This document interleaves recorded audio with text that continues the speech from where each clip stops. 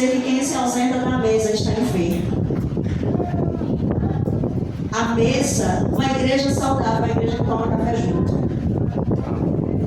Uma igreja saudável é uma igreja que comunga junto. Porque o lugar da mesa é o lugar da cura. É o lugar da ministração. E nessa noite eu quero compartilhar o que Deus tem trazido ao meu coração em cima dessa palavra. Diga comigo, a mesa é o lugar de comunhão, proximidade, onde abrimos o coração para compartilhar histórias, onde abrimos o coração para compartilhar aquilo que está no mais profundo do nosso ser. Diga comigo, rodeados da mesa, os princípios são expressos, cura vem, nutrição, presença redentiva vem quando nós nos aproximamos da mesa. A mesa é um lugar de cura. Amém, queridos? E sabe de uma coisa? Quando você olha para Jesus e você pergunta qual foi o propósito de Jesus quando ele escreveu e ele disse isso em Apocalipse capítulo 3, verso 20. Qual é o propósito dele? O que ele pensava sobre mesa? Ele disse, eu estou à porta e bato. Se alguém abrir a porta e entrar, eu cearei com ele e ele comigo. O que Jesus estava dizendo? Aquilo que eu mais quero é sentar à mesa com o homem. É comungar com o homem. Todo mundo conhece aquela moça, né, do Ministério Dunamis, a Zoe. Aquela moça conta em um dos seus livros, A Mesa com Jesus, que eu achei tremendo o livro. Eu não li o livro, mas eu li algumas coisas sobre o livro. E ali, naquele processo de leitura, eu descobri algo. Ela disse que o pai sai de casa, fica ela, a irmã, o irmão e a mãe. Ficam eles três. E a coisa mais estranha que ela achou foi que no dia na hora da refeição, no dia que o pai saiu de casa, a mãe colocou 4 lugares como de costume. E ela disse que, como criança, perguntou à mãe, por que tem 4 lugares se só tem 3 pessoas aqui? E ela disse, olha minha filha, o seu Pai Celestial está sentado nessa mesa. Ele está nessa cadeira conosco. Ele não foi embora. Ele não te abandonou. Ele não se ausentou. E ela disse que aquela história da infância percorreu a sua vida. E cada vez que ela se sentia triste, ela lembrava que o Pai estava à mesa. E ela cresce dizendo, eu amo a cozinha. Eu amo a mesa. Eu amo preparar jantar, porque eu tenho a consciência que enquanto nós comemos, nós comungamos com Jesus. Então, amados, eu quero dizer que a mesa é o lugar onde Jesus quer comungar conosco. O diabo odeia a mesa da comunhão. E ele quer trazer esse distanciamento desse lugar de comunhão, desse lugar da mesa. Então, vamos pensar no que houve nesse lugar da mesa, percorrendo as Escrituras. Diga comigo o que aconteceu ao redor da mesa no ministério de Jesus. Será que Jesus gostava desse lugar? Quantos aqui são discípulos de Jesus? Amém. Levante as mãos os discípulos. Aleluia. Por que você não gosta de estar à mesa com aqueles que fazem parte da família? Jesus amava a mesa. Amém. Amém? Então, amados, diga comigo, a mesa envolve olhar em seus olhos, conversarmos a respeito de suas ideias, prestar atenção às reações que o outro está tendo enquanto estamos à mesa, conhecer e ser conhecido. Diga comigo, a mesa envolve olhar nos olhos. Quem se esconde à mesa? Não é verdade? A mesa nos torna luz. Sentar à mesa com Jesus nos torna despidos. Porque Ele olha nos nossos olhos.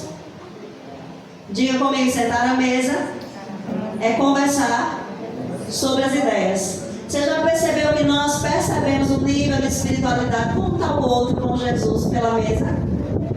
Pela conversa que sai à mesa? O quanto Jesus é evocado naquela mesa? Então preste atenção às reações das pessoas que estão à mesa.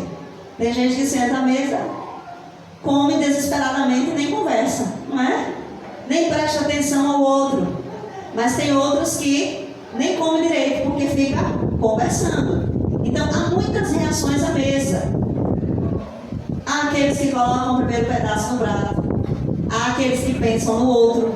Há aqueles que dizem, não, ainda tem mais gente. Não é assim? À mesa nós revelamos o nosso coração. A mesa é o lugar onde nós somos conhecidos, onde nós também conhecemos o outro. Agora, amados, vamos olhar para Jesus. Jesus era um homem que amava o lugar à mesa. Diga comigo, Jesus amava o lugar à mesa. Jesus era convidado, e o primeiro local que eu quero falar hoje é de Lucas 7, verso 38, quando Jesus é convidado à casa de um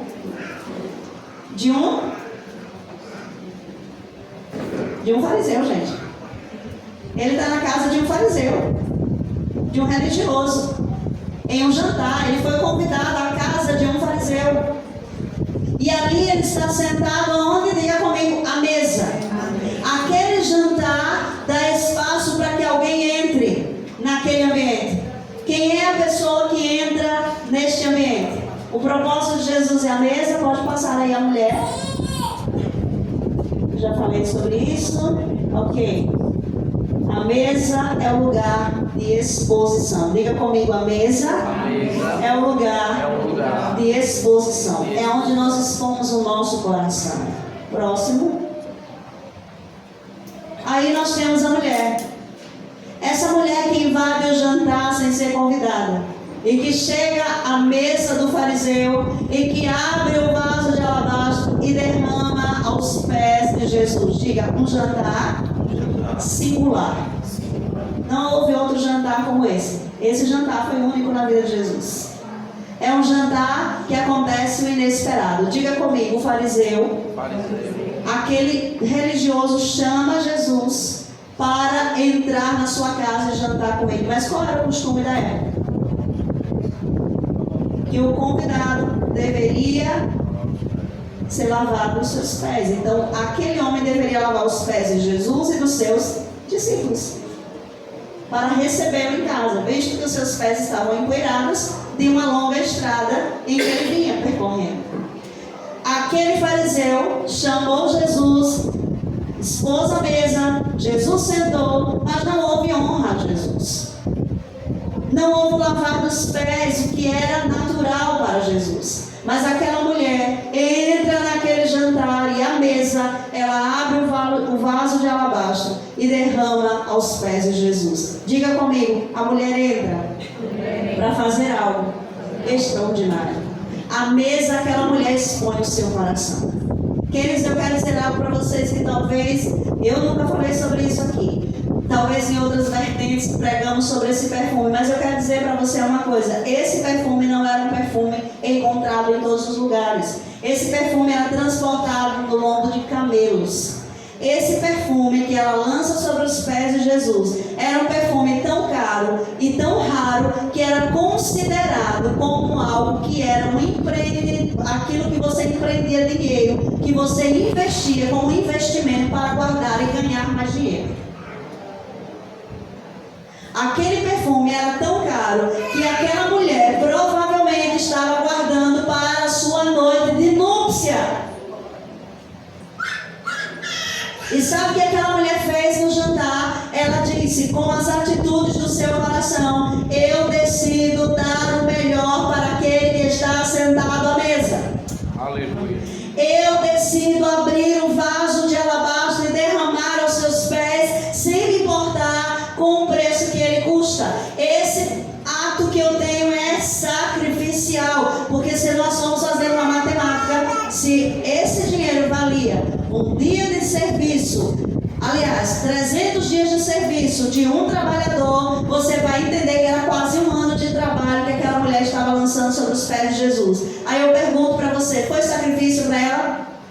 Aquela mulher provavelmente estava guardando o perfume para o dia da sua núpcia, o dia do seu casamento. O que ela fez? Eu vou derramar inteiramente sobre Jesus. Eu não quero de volta uma gota sequer. Eu vou derramar o vaso, independente do valor, do sacrifício, daquilo que me custou. Eu me disponho a lançar sobre Jesus esse vaso de alabastro. Diga comigo, ela decidiu à mesa lançar tudo sobre Jesus. Amados, nós precisamos sentar à mesa com a mesma disposição de lançar tudo a Jesus. O que nós damos a Jesus?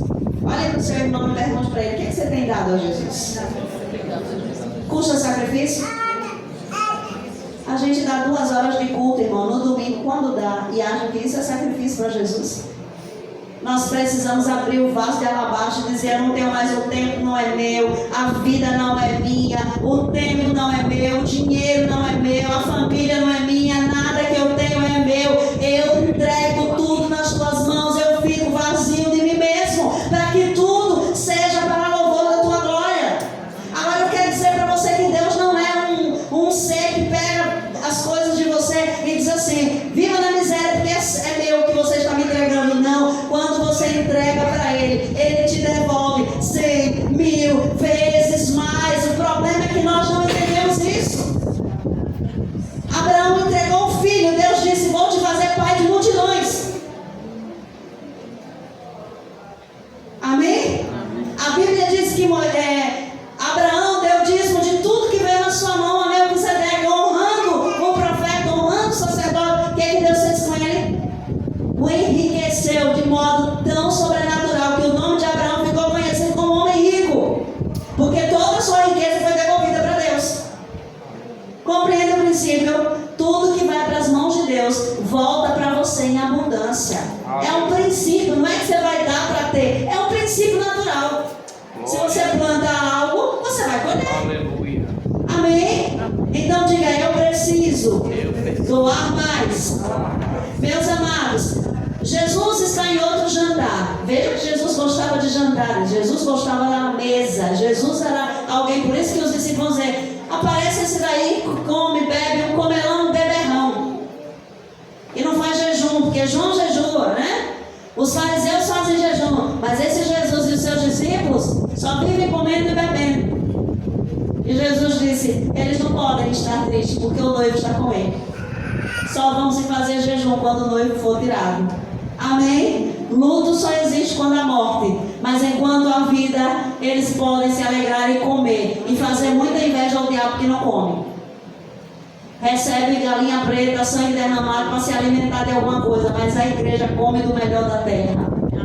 Amém? Por isso que quando você senta à mesa, você está fazendo vingança ao reino das trevas, porque você está dizendo: o Deus dos céus foi quem abençoou a minha mesa e me deu pão. É o meu Deus que me dá água, é Ele que me faz prosperar. Olha, diabo, tudo que eu tenho vem do Senhor. Faça raiva ao diabo, irmão. Amém? Entenda que você nasceu para comer o melhor dessa terra. Jesus está em outro local também comendo. Não é um jantar, né? A Bíblia diz que é um jantar, mas ele está na casa de Marta e Maria. E o texto diz que Marta está preparando a comida e Maria está onde? Assentada à mesa aos pés de Jesus.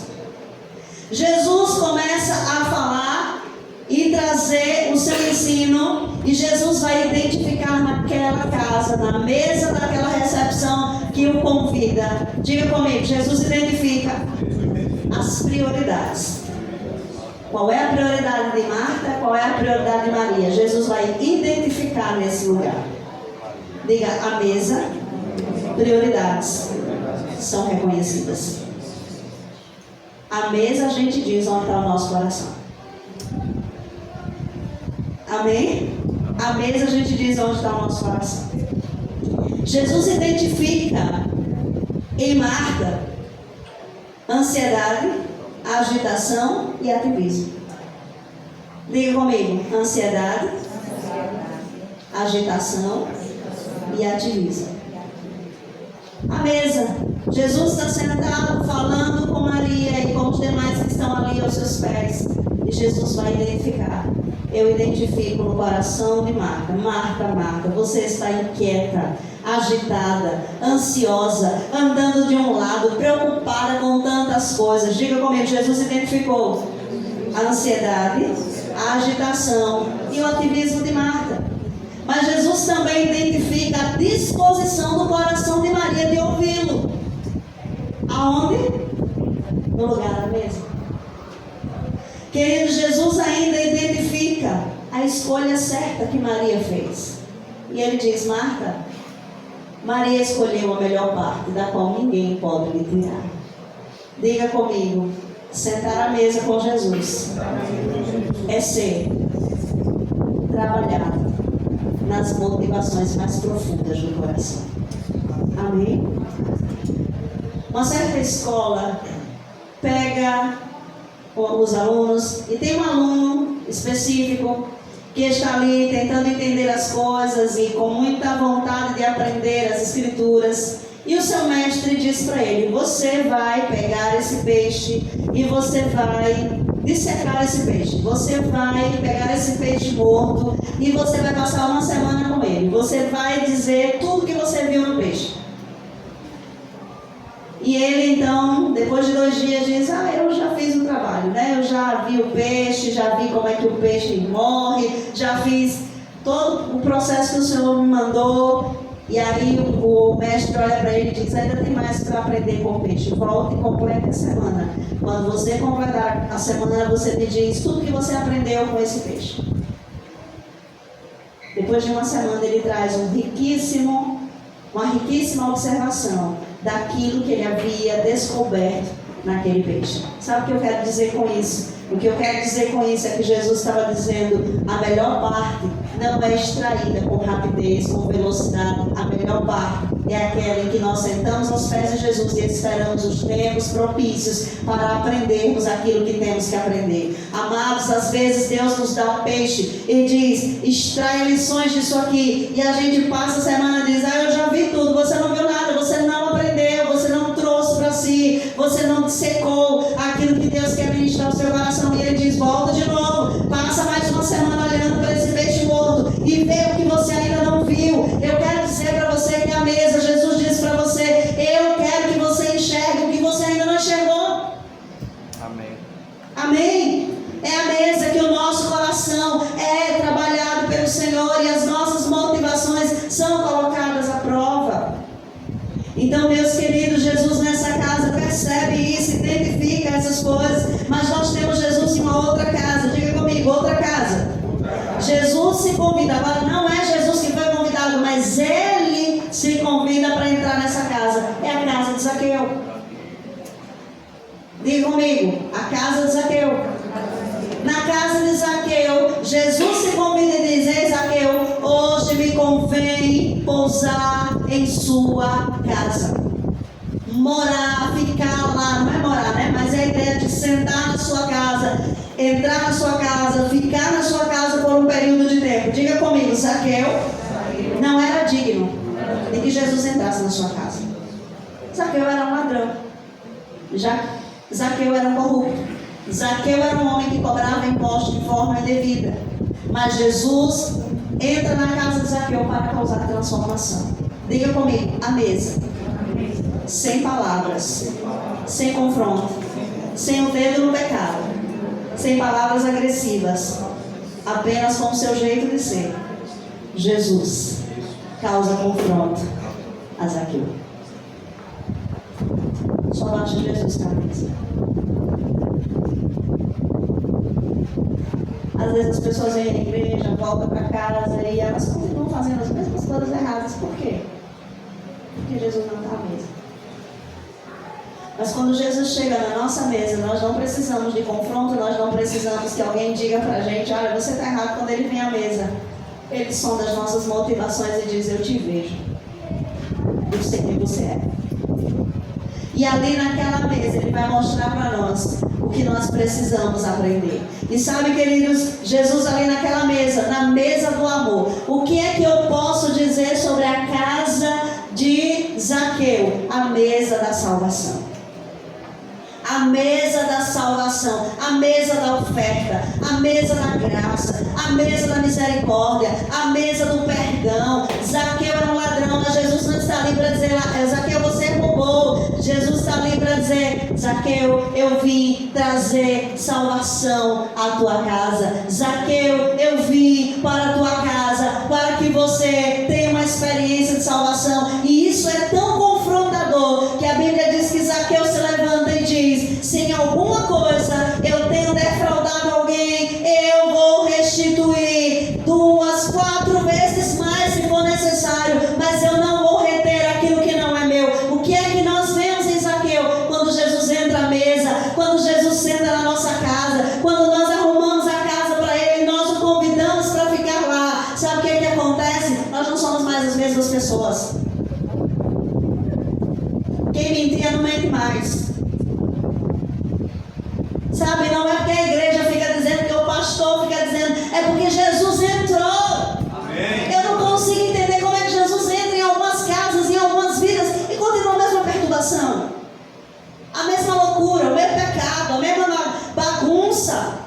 Jesus precisa entrar na nossa casa para trazer paz, para trazer salvação, para trazer restauração, para trazer cura, vida, plenitude sobre a nossa casa. Olhe para o seu irmão e diga: se Jesus está à sua mesa, você tem que ser uma pessoa diferente, irmão.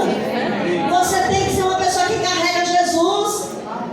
Se Jesus está à mesa, você não fica: eu estou triste porque fulano não falou comigo, porque fulano não me ama. Se Jesus entrou à mesa, você diz: eu sou amado, porque aquele que senta à mesa comigo é especial, ele me ama, ele morreu por mim. O relacionamento com Jesus enriquece a nossa alma. Olhe para quem está perto de você e diga assim: meu irmão, convide Jesus para entrar na sua casa, sentar à sua mesa e dissecar a sua vida. Temos coragem? Temos coragem? Passar pelo crivo dele? Quem suportará o dia da sua vida? Porque ele virá como o ouro do ourives e o sabão do lavandeiro. E nós podemos dizer: eis que a hora vem, o tempo é chegado, em meio à adoração, e a fé entra em seu templo. Sou eu sou o templo. Mas quem resistirá, Senhor? O teu fogo refinador, ó, vê se há em mim algum caminho mau, e lava-me, purifica-me. Amém? Precisamos ter coragem de dizer para ele: venha como o fogo do ourives e queime toda a palha da nossa vida. Mas, amados, houve um dia, diga comigo, um dia, 2 discípulos estão andando no caminho de Emaús. E esses discípulos que estão andando no caminho de Emaús, eles sentam, é interessante porque eles estão andando, os acontecimentos estão acontecendo em Jerusalém. Eles estão fugindo de Jerusalém, estão indo para uma outra cidade. No meio do caminho eles encontram um estrangeiro. Diga comigo, estrangeiro. Porque os seus olhos não perceberam que ele não era estrangeiro, ele era o Cristo. Mas, amados, eles estão andando. E o que é que eles estão? E eles vão perguntando: você é o único que não sabe o que aconteceu em Jerusalém? O que aconteceu em Jerusalém? Olha, e eles começam a falar do que havia acontecido. E aquele estrangeiro entra com eles na casa. Eles arrumam uma mesa, colocam um pão. O estrangeiro dá graça. Tendo dado graça, os olhos deles se abriram. Eles percebem que é Jesus. Essa mesa é a mesa da revelação. Enquanto eles estão andando pelo caminho, diga comigo, enquanto se anda agitado, não se percebe quem é Jesus. Enquanto nós estamos andando de um lado para o outro, fazendo coisas, não percebemos a pessoa bendita na sua essência de quem é Jesus, que está andando conosco. É preciso parar a mesa, sentar, comer com Ele, para que os nossos olhos sejam abertos e entendamos. O nosso coração não queimava enquanto Ele caminhava conosco, enquanto Ele falava das suas palavras, das palavras das Escrituras. Então, meus queridos, nós precisamos andar com Jesus e deixar o nosso coração queimar por Ele. Mas nós também precisamos sentar à mesa e receber as revelações profundas de quem Ele é. Diga: a mesa é um lugar de revelação. Os olhos se abrem. Amém?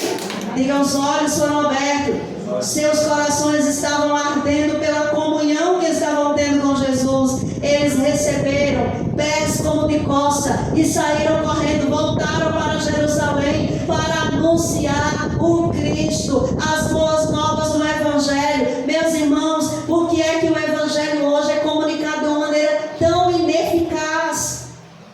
Porque nós não temos a experiência da mesa com Jesus. Jesus. Estamos compartilhando o que vem à nossa cabeça, mas nós precisamos compartilhar aquilo que está no nosso espírito. Da experiência que eu vivo diariamente. Às vezes eu acho que eu estou pregando, ninguém está entendendo o que eu estou dizendo. Às vezes eu tenho uma sensação, será que o povo está entendendo o que eu estou falando? Porque parece que eu estou falando uma coisa que é alta demais.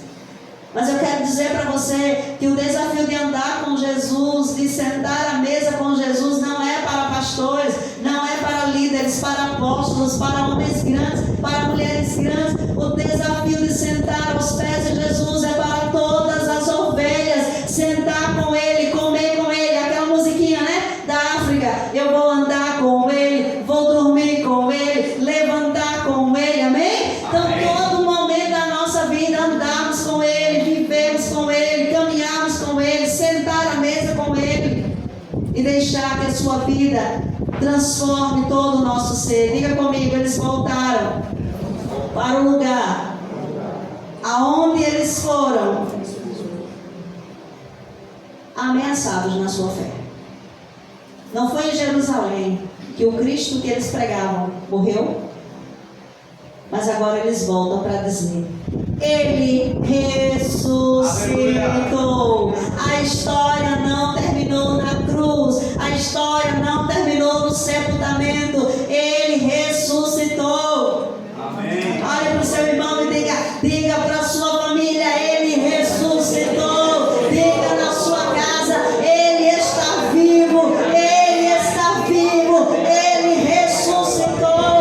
Não é o Cristo no crucifixo, não é o Cristo no rosto abatido. Eu não creio num Cristo vencido. Eu não creio num Cristo que foi penalizado e ficou na cruz. Eu creio num Cristo que é vencedor, que se levantou ao terceiro dia, que pisou os degraus do inferno e disse a Satanás: me dá a chave da morte e da vida, porque todo o poder me foi dado nos céus e na terra. Eu quero dizer, o nosso Cristo está vivo.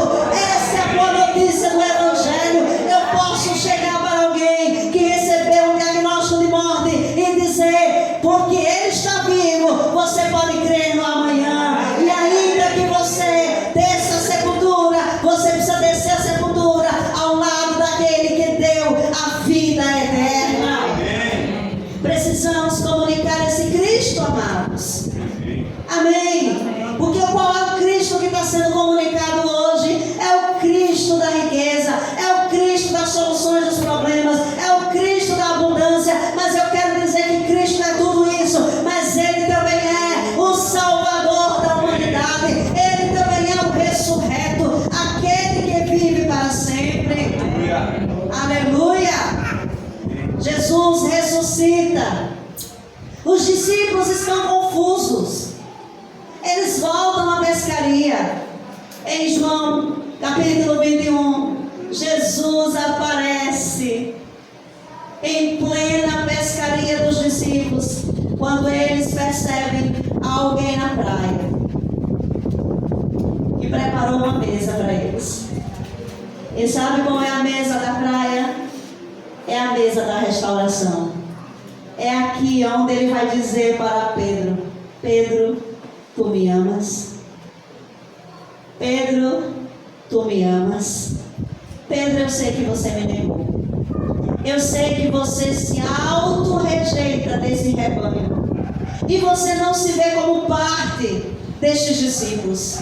Mas sabe, Pedro, eu quero dizer para você: se você me ama, apacenta os meus cordeirinhos.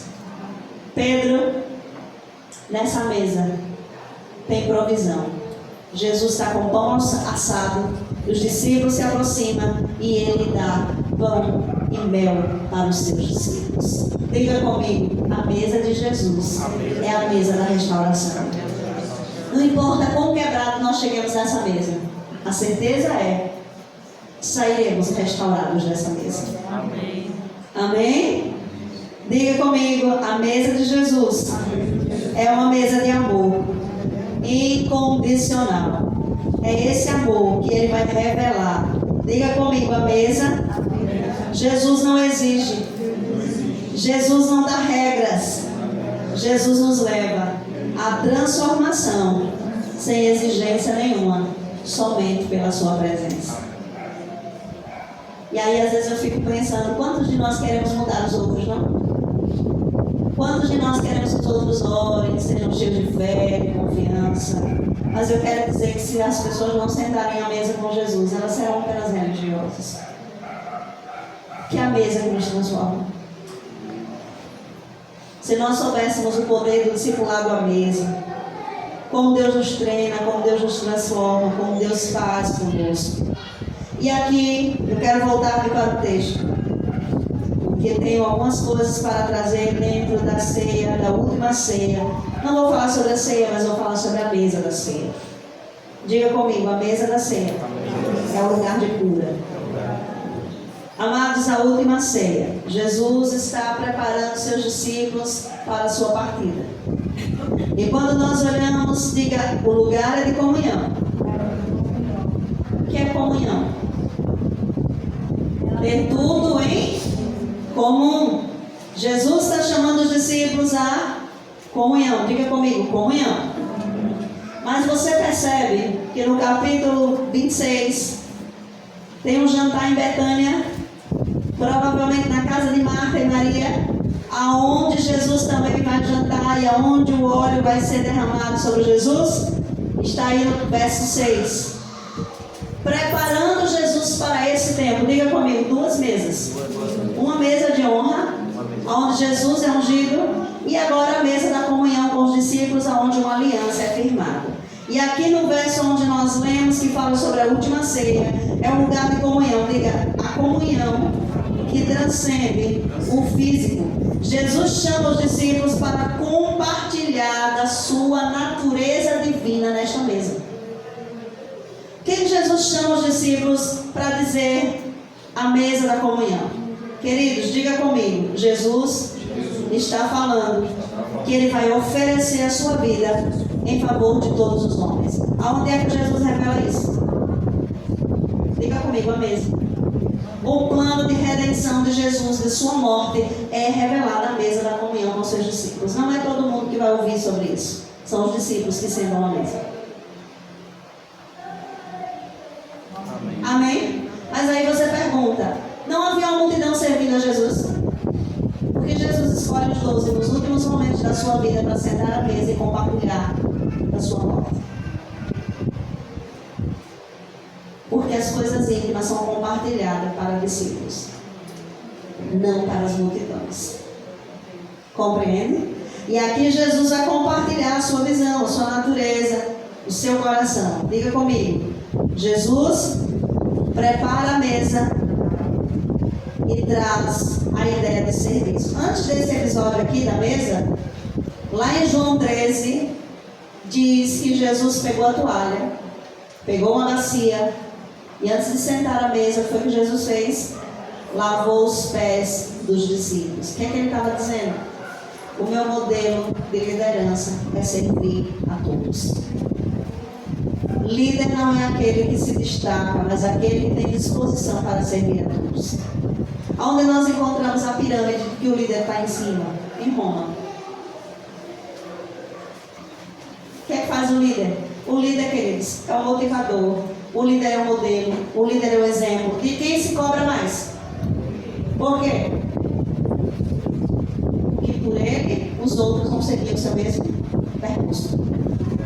Por que um empresário tem que ser o primeiro a chegar na sua empresa e o último a sair?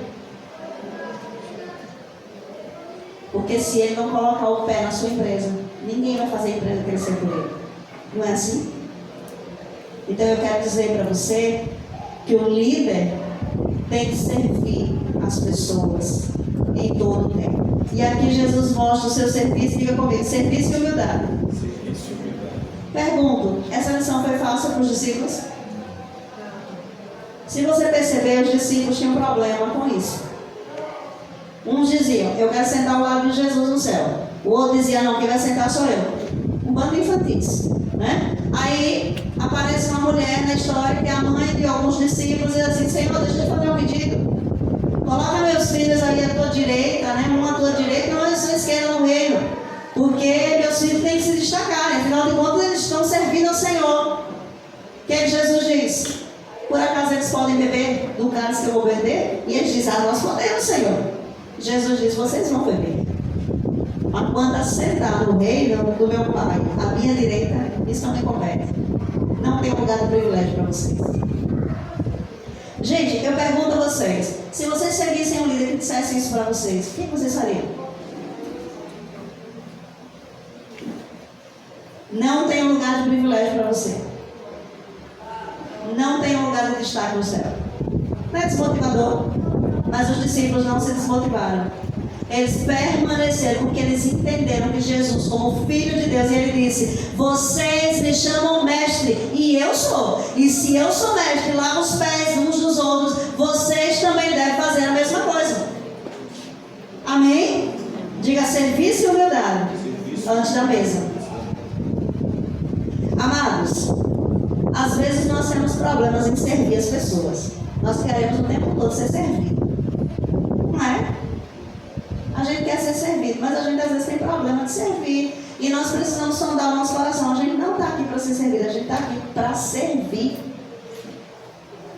Amém? Amém? Quando você sair desse lugar, não deixe o seu copinho de água no chão, largado.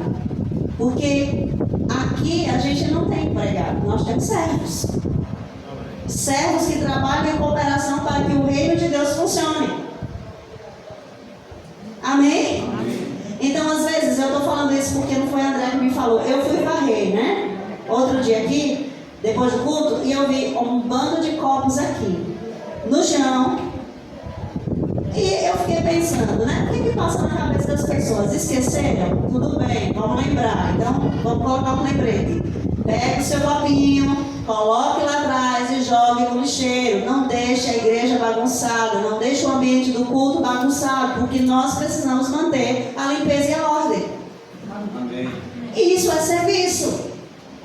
Amém. Ninguém vai morrer se chegar aqui e lavar o banheiro da igreja. Ninguém vai morrer se chegar aqui e passar um pano no chão da igreja. A pessoa mais certa nesse lugar é quem nos serve para que nós cheguemos aqui e o local esteja limpo. Compreende?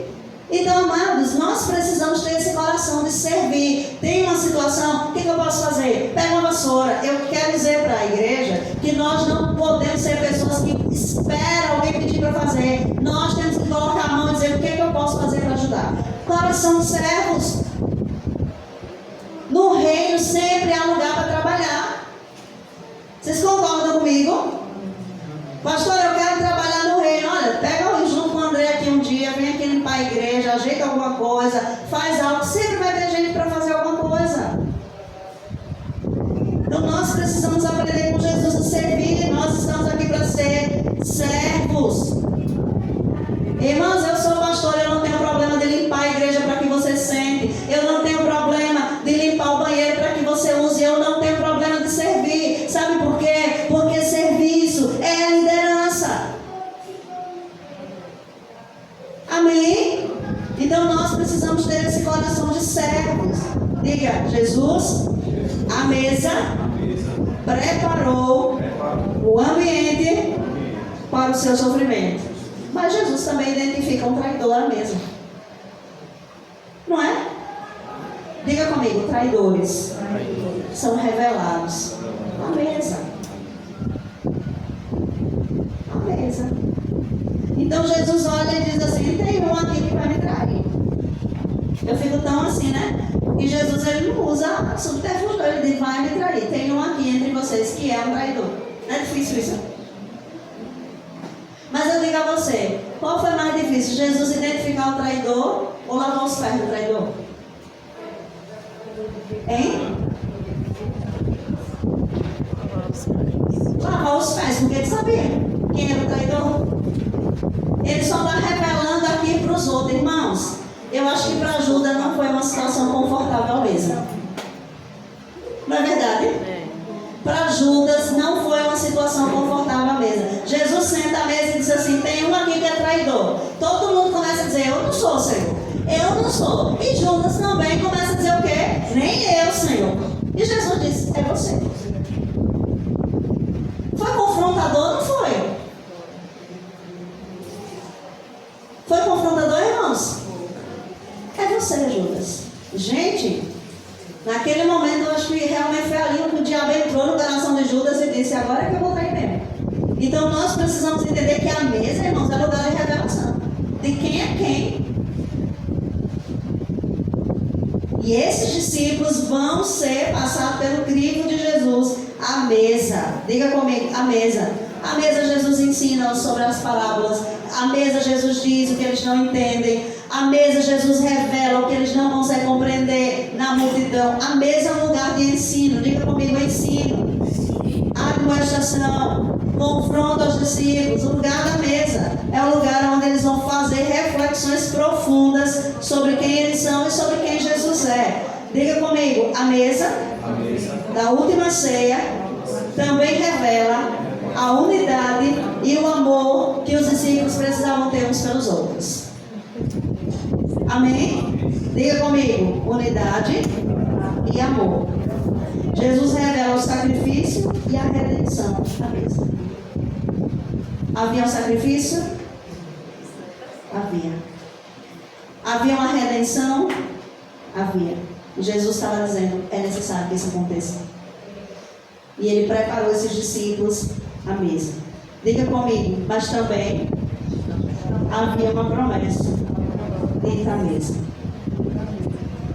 Olha o que Jesus diz aos discípulos: eu vos digo que de agora em diante não beberei deste fruto da videira, até aquele dia em que beberei o vinho novo com vocês no reino do meu Pai. O que Jesus está dizendo aos discípulos? Diga, a mesa é um lugar de promessa, de esperança. Sente à mesa com Jesus hoje e ouça as promessas que Ele tem para você. Amém. Ouça Ele dizendo: ei, este vinho que você está bebendo agora, nunca mais você vai beber. Olha, a mesma coisa que Deus disse, que Moisés disse para os hebreus naquele dia: esses egípcios que vocês estão vendo, nunca mais verei novamente. Amém? Amém. E Jesus está dizendo: olha, vocês não vão beber novamente esse vinho, mas eu quero afirmar, chegará um dia que você vai beber comigo um vinho novo na mesa, no reino do meu Pai. Meu querido, eu quero dizer para você que Jesus não falou só de sofrimento à mesa. Ele não apenas revelou o pecado à mesa, Ele não revelou o coração de Judas à mesa, mas Ele também fez uma promessa: eu voltarei, e quando eu voltar, vocês vão cear comigo à mesa. Amém. Irmãos, há uma mesa sendo preparada para você no céu. Amém. Você vai sentar ao lado de Abraão, de Isaac, de Jacó, dos patriarcas, de José. Mas eu quero dizer para você: tem um lugar nesta mesa que é seu e ninguém senta. Amém. Sabe aqueles restaurantes que se fecham e dizem assim: olha, está reservado? Amém. E quando vem lá a mesa, está reservada? Eu quero dizer para você que tem uma mesa reservada para a igreja no céu, com o seu nome, e ninguém vai sentar no seu lugar, ninguém vai furar fila, ninguém vai sair daqui antes da hora, mas nós entraremos nesse lugar e entraremos e sentaremos à mesa com Jesus. É essa esperança que deve arder em nosso coração. Hoje nós vamos tomar a ceia como um anunciado. Eu estou lembrando da morte, dos efeitos da morte, do poder da morte, mas eu estou anunciando: eu vou sentar com Ele à mesa na eternidade. Eu vou comer pão nesta mesa e eu vou beber vinho nesta mesa. Por isso que nós cantamos: a tua mesa cura, porque naquele lugar nós seremos ministrados pelo Pai. Meu amor, você já pensou na alegria que vai ser quando você chegar nessa mesa? Ou você pensa que no céu vai ter comida? Eu vou dar uma boa notícia para você: no céu vai ter comida. No céu vai ter fruta. Amém. No céu vai ter muita coisa para você se alimentar. Há uma árvore da vida que está no céu para a cura das nações. Meu querido, minha querida, eu quero dizer para você nessa noite: não perca essa mesa por nada na sua vida. Não deixe a mesa da presença pela mesa da comunhão com quem não conhece a Jesus. Pergunta aos irmãos: se você senta à mesa com um santo, o que é que você comunga? Parece que quando eu falo isso, eu estou dizendo que vocês não devem ter comunhão com as famílias, e não é isso. Eu só estou dizendo que a sua linguagem deve ser outra, que a sua visão deve ser outra, que a sua postura deve ser outra, porque você senta à mesa com Jesus. Olha, deixa eu dizer uma coisa: os demônios também têm uma mesa. Você sabia disso? Os demônios também têm uma mesa. E tem um bando de gente que senta à mesa do demônio. Paulo disse assim: irmãos de Coríntios, vocês não podem sentar na mesa do demônio e depois sentar na mesa de Jesus, não. Vocês têm que fazer uma escolha. Porque na mesa do demônio tem carne sacrificada. Na mesa do demônio tem orgia. Na mesa do demônio tem imoralidade. Mas na mesa com Jesus tem santidade, tem vida eterna, tem cura e tem restauração. Diga comigo: eu assumo o meu lugar à mesa com Jesus. Amém?